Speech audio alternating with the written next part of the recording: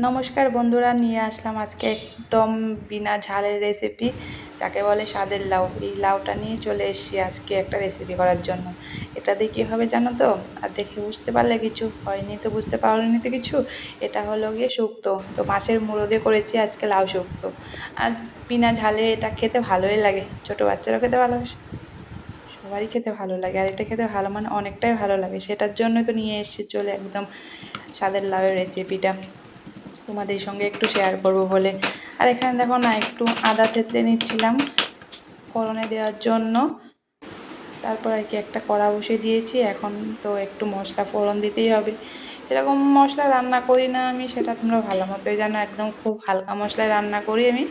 তো এখানে দিয়ে দিচ্ছি সাদা তেল দিয়েছি, তারপরে দিয়ে দিচ্ছি ফোড়নের জন্য একটু রাঁধুনি। তো রাঁধুনিটা ভালো একটু কালো কালো হয়ে গেলে তারপরে দিয়ে দেবো আদাটা, যেটা আমি থেতলে নিয়েছিলাম সেটাই, সেই আদাটাই। তো ভালো মতন আদা থেতলে নিয়ে তারপরে ওটা দিয়ে দিলাম ফোড়নে। একটু হালকা ব্রাউন কালার হয়ে আসলে তারপরে দিয়ে দেবো লাউটা। একদম লাউটা না একদম কুচি করে কেটেছিলাম, মানে অনেকটা ভালো মতো কুচিয়েছিলাম, লাউটা মানে সেদ্ধ হয়ে যাবে তাড়াতাড়ি, তার জন্য। তারপরে লাউ দেওয়ার পর দিয়ে দিচ্ছি হালকা একটু নুন, মানে স্বাদ মতো যে যেমন দেবে। তারপরে একটু দিয়ে দিচ্ছিলাম চিনি, চিনিটা দিয়েছিলাম সেদ্ধ হওয়ার জন্য। যাই হোক, লাউটা অনেকটা ভালো ছিল, তাড়াতাড়ি সেদ্ধ হয়ে গেছে, চিনিটা দেওয়ার কোনো দরকারই ছিল না, লাউটা অনেকটাই ভালো ছিল।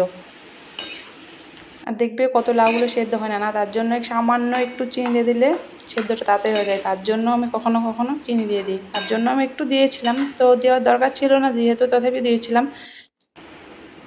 তারপরে ভালো করে নেড়ে চেড়ে এখানে দেখুন ঢাকনা দিয়ে দিলাম একটু, মানে সেদ্ধ হওয়ার জন্য। এখানে দেখতে পাচ্ছ না লাউটা আমার কি সুন্দর সেদ্ধ হয়ে গেছে। আর আমি এখানতে হলুদ দিইনি, কারণ হলুদ দিলে লাউ সেদ্ধ হয় না, তার জন্য। তারপরে দিয়ে দিলাম এখন হলুদ। তারপরে এখানে মাছের মুড়ো দুটো, মানে দুটো মুড়ো না, একটা মুড়ো, মানে মাঝখানে কাটা ছিল তার জন্য দুটো হয়ে গেছে। তো এই দুটো মুড়ো দিয়ে আজকে রান্না হবে শুক্তোটা। দেখতে পাচ্ছ কি সুন্দর মাখো মাখো হয়ে গেছে না? আর আমি শুক্তোতে একদমই জল দিইনি, লাউয়ে যেটা জল ছিল তো সেই জলে আমার লাউটা সেদ্ধ হয়ে গেছে, একদমই জল দিইনি শুক্তোতে। না, লাউ শুক্তোতে জল দিলে খেতে ভালো লাগে না। এখানে ধরুন আমার একদম লাউ শুক্তো রেডি।